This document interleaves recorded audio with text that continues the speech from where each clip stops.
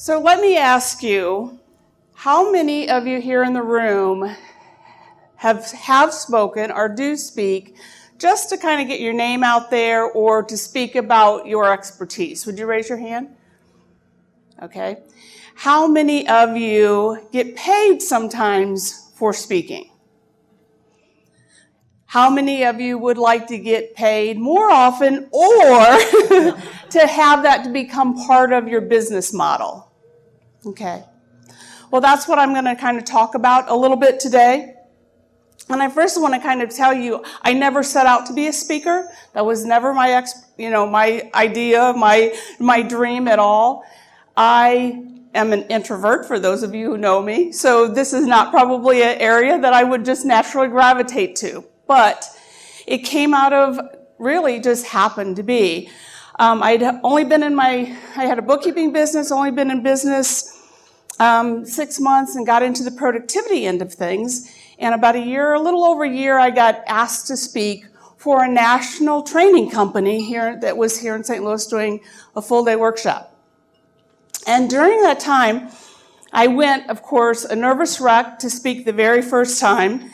And I was met by another speaker who introduced himself and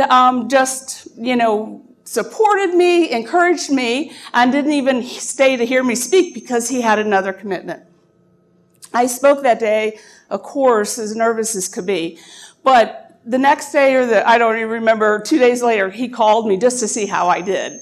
And he's now a true friend, which is Dale Furwingler. So he has become a mentor in many ways to me. So I thank you, Dale, for encouraging me and keeping me going.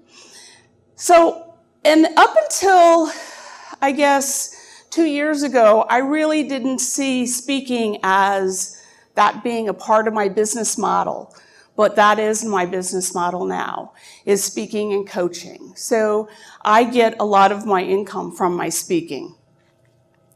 So why would we speak? Why would we want to speak? And that is the whole idea. There's a lot of different reasons. It might be that just because we want to market our business. We want people to know who we do. We want them to know about our expertise. Or we have something to offer that industry that we work with. There's a reason that maybe we want to get paid for it. And also, it could then become part of our business model. So we really want to know what we want out of that. Sometimes it's just that exposure. Other times it's part of the income that we want to do. So it's really we need to know why. Just like with Lori, we need to know that and answer that question, why. So are we going to get paid? Is it free? Or are we going to get a fee? Right? And there are a lot of different models in that also. I spoke at the very beginning, I would speak for anybody, anytime, no matter who they were. I don't do that any longer. I now target. I will speak for free as long as it's my ideal target market. And I feel like I am really going to enhance my audience with what I have to offer. But if you're in the beginning, speaking is just to give you that experience. Every time helps. So you can speak for free, you can get paid, small, big, large amount. You can get paid for your actual performance and that would include maybe your expenses, or both, paid and then also get reimbursed for expenses. And there's also times that you might pay them. You might pay to go for a conference, which I've done, because it was my ideal audience. It's a group of people I wanted to be in front of, so I paid for me to go to South Carolina and to speak in front of this group. So there are a lot of different ways and a lot of different things that you can do to help you to figure out. So it's just a matter of what is going to work for you best for you, what is really going to be effective for you. And it might be a combination of all of those. And there's also then the commission, where you might work for a bureau or pay someone else who's marketing you for a percentage. So who's your audience? Who are those people that you're going to speak to? It could be chambers. It could be associations for your industry. It could be corporate America. if you're doing training or you have a message that you need to get out to the corporate America. And then it also could be for conferences. And I've been focusing a lot more on conferences the last year or so. I can hit a much larger audience when I do a conference versus a small association, but I'm open to all of that. So who is that market that you want? You really want to understand who those people are and what you bring to the table and how you're going to affect them. And then we need to contact them. How do we get them? How do we get them to, who do we contact? How do we even get started, right? So in corporate America, there are a lot of different people. There are so many different people in especially a large organization. So it might be human resource, and that's who we tend to think that we need to contact. It might be someone who's in charge of employee development. Might be a VP of operations. It could also be a department manager. We tend to, and I have, and many of the people I've talked to tend to go to human resource in the beginning. And then also it could be a direct contact. But the human resource is probably the area of the person you don't want to go to. Okay, they're really not usually the person that's going to do the hiring or going to do the research. So if you can get a direct contact inside that business, that's your best bet, because they're going to tell you, even if it's not the person, they're going to be able to tell you who is that person that you need to speak with that could possibly help you. And then for public or private events, again, there's speakers bureaus that you can get involved in. There are meeting planners. You have program directors, the people who actually are planning the program, planning the day. You also have maybe a sponsor, a speaker coordinator, or people that sponsor your programs. And then again, a direct connect, right? So the two here that I would say are not, we tend to think, okay, we need a bureau to work for us, or we need a meeting planners. But meeting planners really are preparing the event. They aren't really the ones that generally do the hiring. They might hire, but they're not the ones that are going to choose the speakers generally. So you want to look for the program directors, the speaker coordinators, or direct contact. So how do we make that phone ring? And of course, if I knew that, mine probably would ring a lot faster, but I'll tell you a little bit of what we do. So there's a couple things that you can do. So be prepared for ahead of time, right?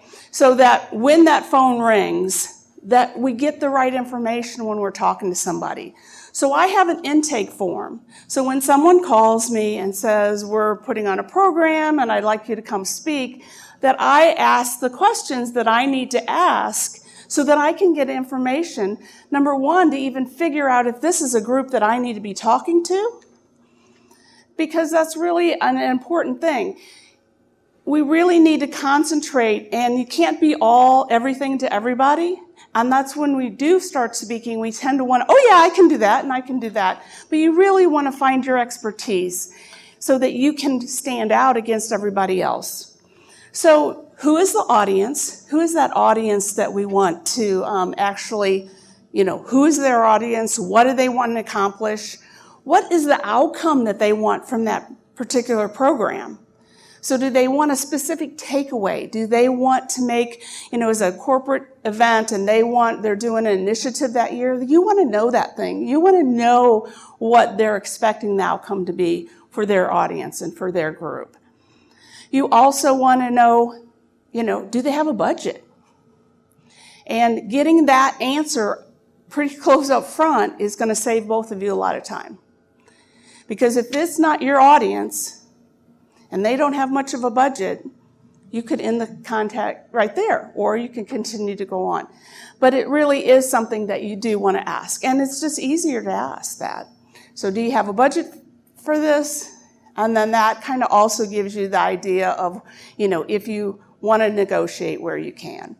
And having that information about you, which we call Speaker's One Sheet, that has all the information about who you are, so maybe some testimonials about your programs, what you really benefit, how you benefit their audiences, so that you can immediately turn around with that and send it electronically. So that's a good thing. And then topics.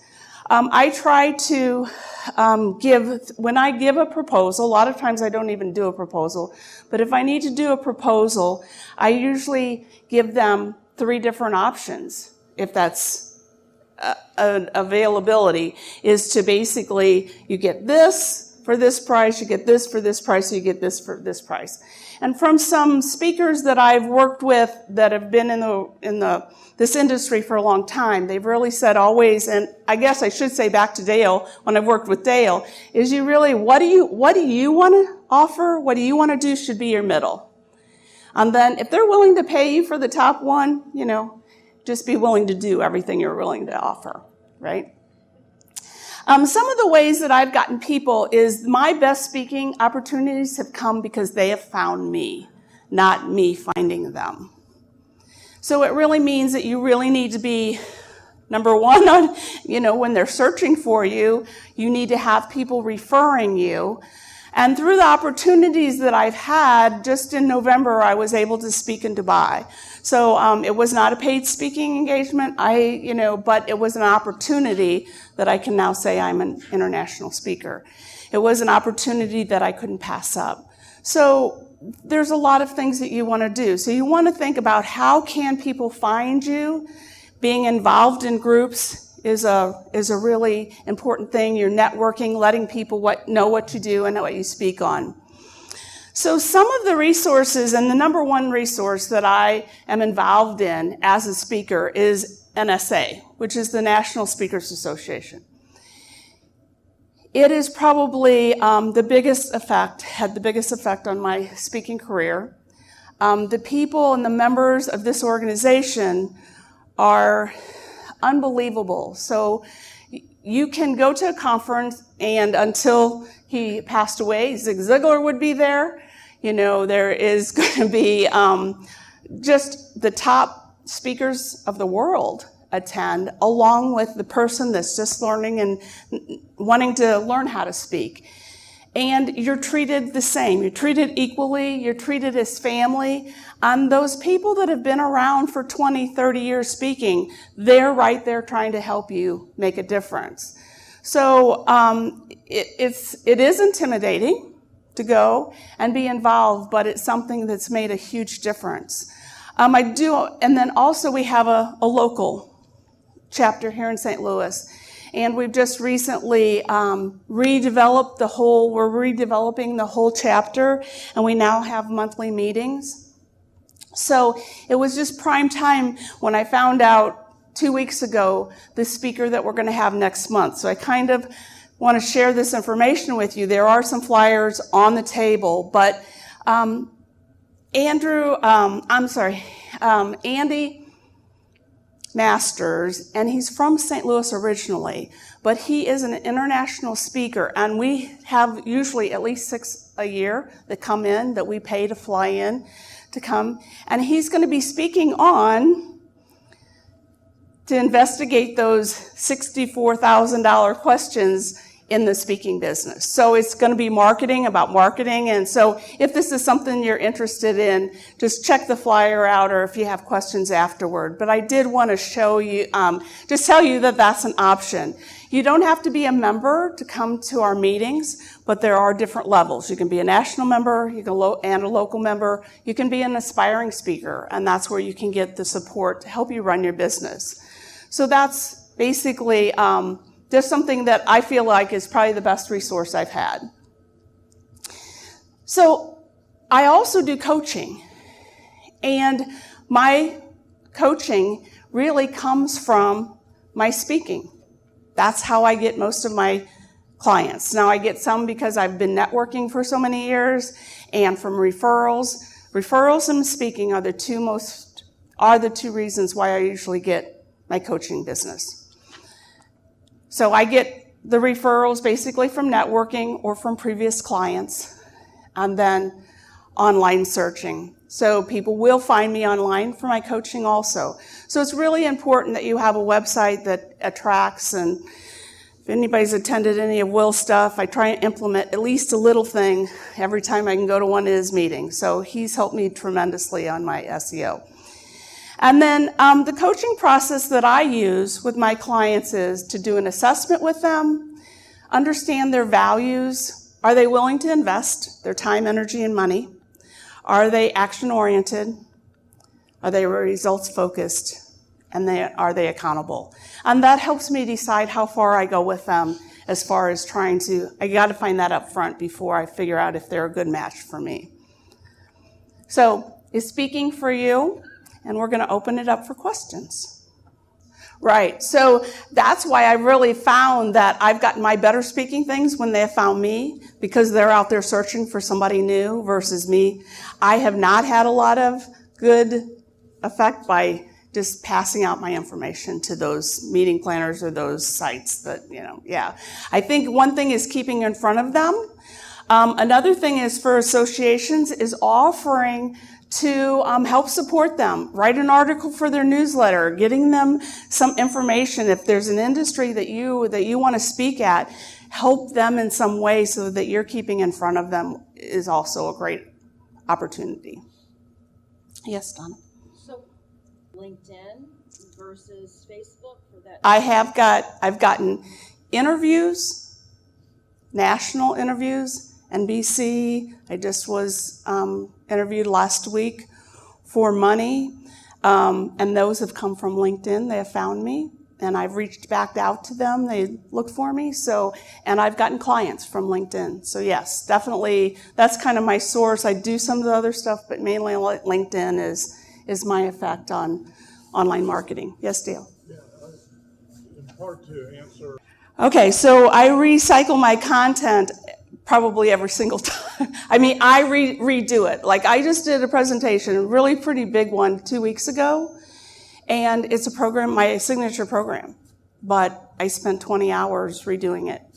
So I always try and upgrade it. I always try and do it, but they say not to have more than 3 to 4 signature programs that you market, but I always am willing to customize as long as it's one of my field, if it's time management, email efficiency, whatever.